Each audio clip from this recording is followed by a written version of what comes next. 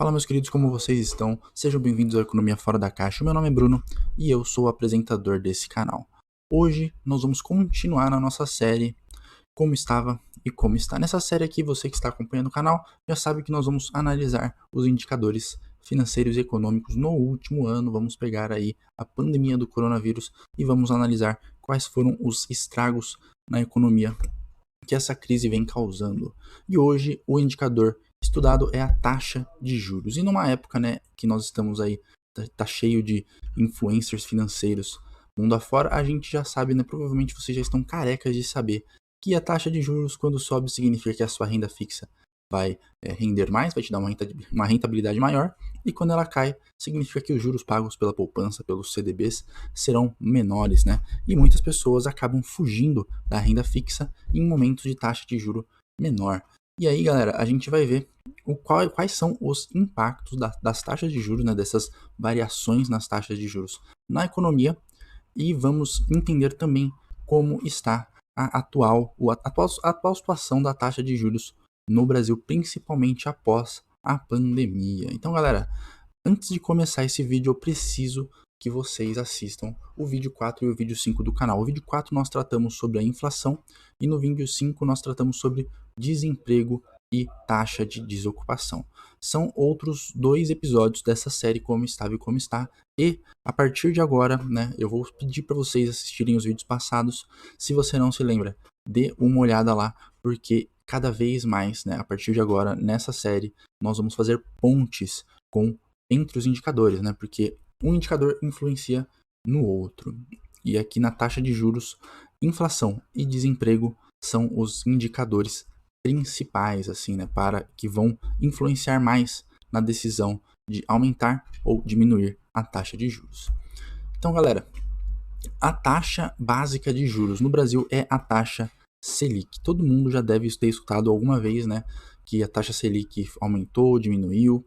Então, a taxa Selic, ela é a taxa de juros brasileira, é o principal instrumento de política monetária utilizado pelo Banco Central para controlar a inflação. Ela influencia todas as taxas de juros no país, como as taxas de juros de empréstimo, os financiamentos e das aplicações financeiras.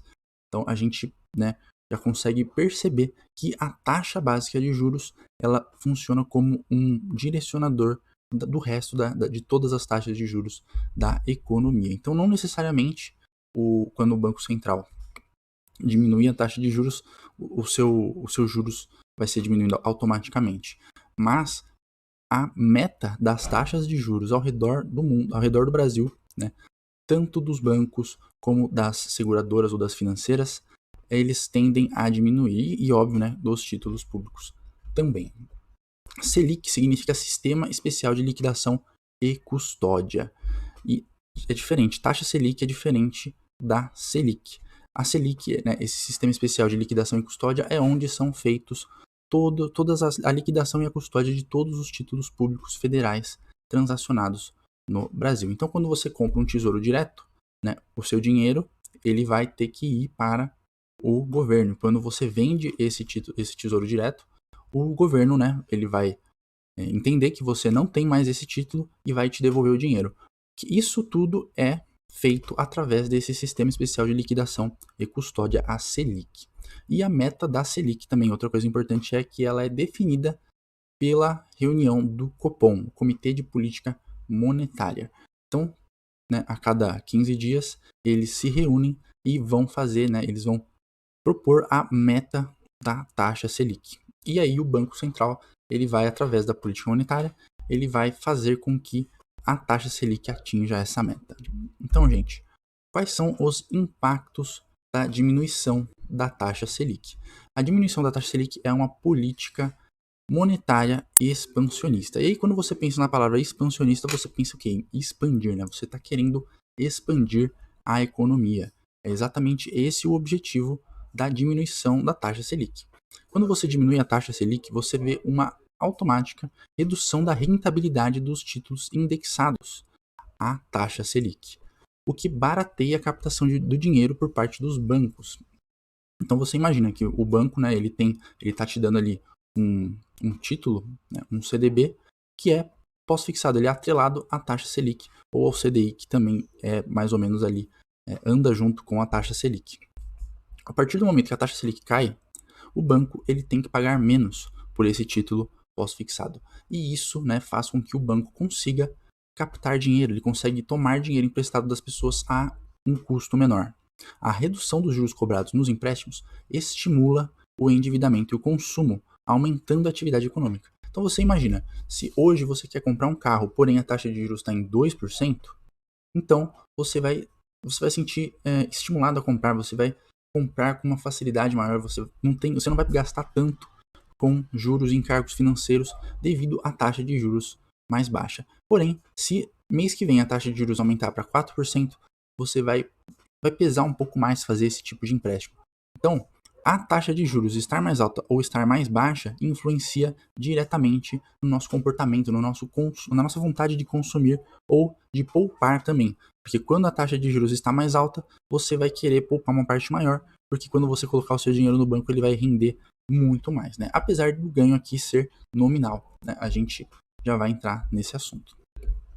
A diminuição do desemprego e a capacidade ociosa são esperados no momento que você diminui a taxa Selic devido a esse aumento da atividade econômica. Porque com o aumento do consumo, as empresas elas vão vender mais, né? E esse aumento na venda, esse aumento da demanda faz com que as empresas comprem mais máquinas, contratem mais pessoas, ou então coloquem uma máquina que estava lá parada para funcionar, diminuindo a capacidade ociosa. Só que quando você diminui a taxa Selic muito e a atividade econômica começa a andar muito mais rápido, você tem a diminuição do emprego e a diminuição da capacidade ociosa, você corre o risco de um superaquecimento da economia, e isso levaria a um aumento da inflação, um descontrole da inflação.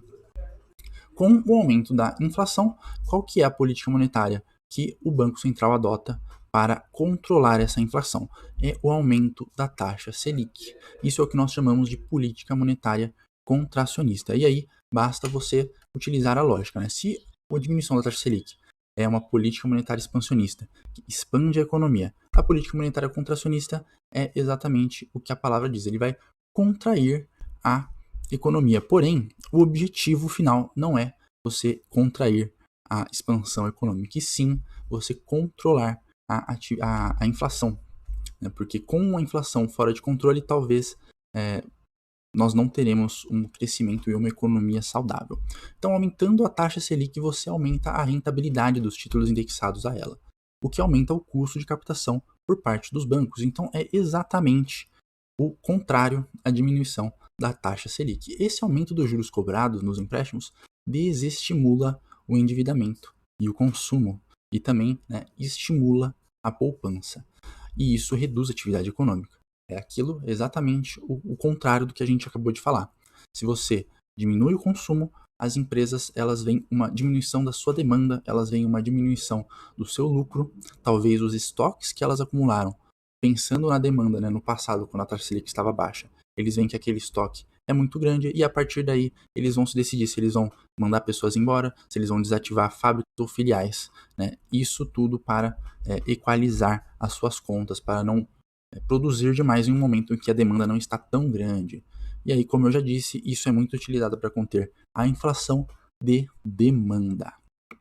E aí, galera, a gente consegue tirar daqui um dos princípios mais famosos em economia, que é a curva de Phillips. A curva de Phillips diz que no curto prazo há um trade-off, né, que é uma troca ou uma relação inversa entre inflação e desemprego. Se você está prestando atenção até aqui, você percebeu que o aumento da taxa Selic, você aumenta o desemprego e diminui a inflação. E com a diminuição da taxa Selic, você diminui o desemprego, mas você aumenta a inflação.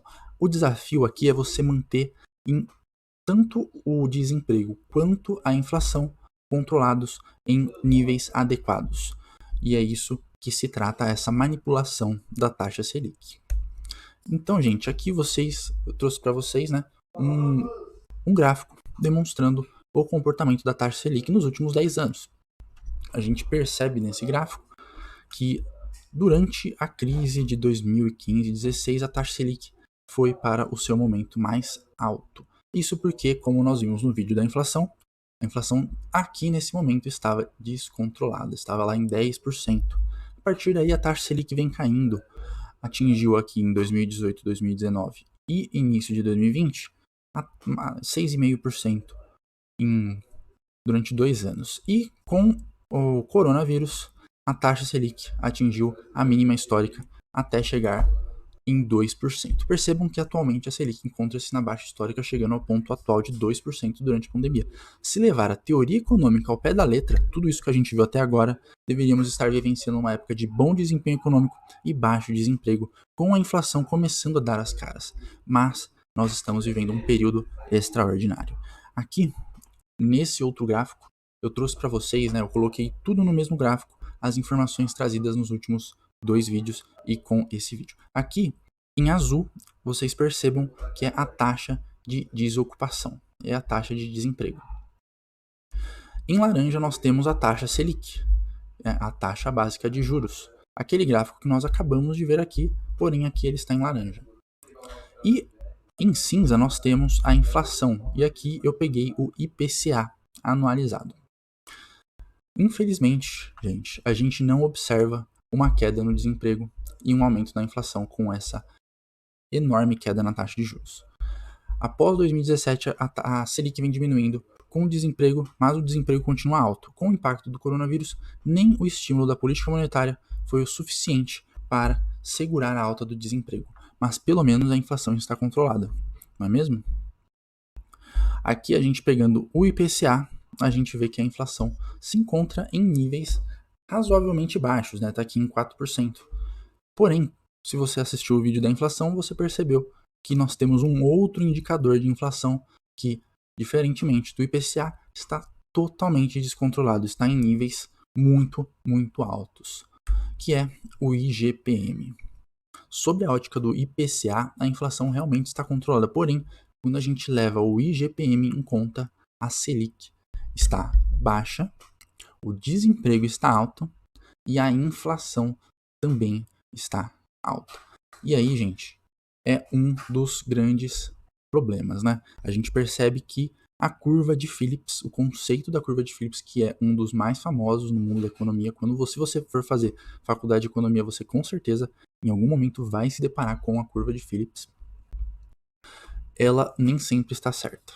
Nós já tivemos momentos, né, que a curva de Phillips não foi respeitada. E esse talvez seja um dos momentos, porque aqui nós temos inflação alta junto com desemprego alto, assim como nós tivemos em 2016. Desemprego alto e inflação baixa. Então não houve um trade-off, né? O desemprego e a inflação subiram juntos durante a crise. E agora nós vemos isso acontecendo novamente.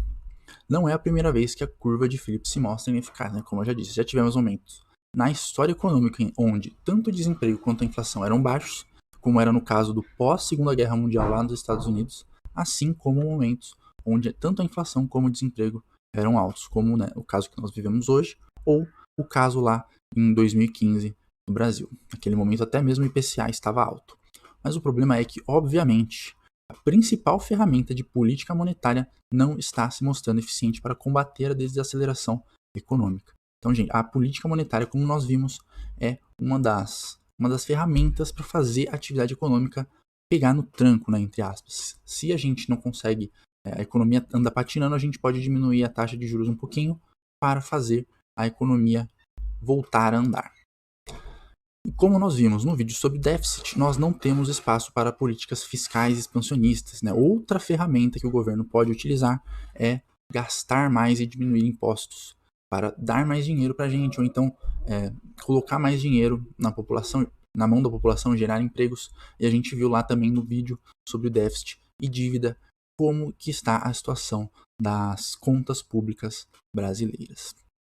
Então, galera, existem, óbvio, né, existem várias explicações do porquê que isso está acontecendo. Uma delas, que eu acho que é a principal, é a respeito das expectativas. Quando você tem péssimas expectativas do futuro, infelizmente, as políticas econômicas, né, as políticas monetárias e fiscais não são suficientes para fazer a economia voltar a andar. Nós precisamos melhorar as expectativas. Então, galera, por hoje é isso que eu queria dizer para vocês, né? Era isso que eu queria passar. Espero que vocês tenham gostado, né? Estou preparando mais algumas coisas nos próximos vídeos. Talvez tenha vídeo extra essa semana também. Não sei, não garanto nada. Não esqueçam de se inscrever no canal, deixar o seu like aí se você gostou e até a próxima.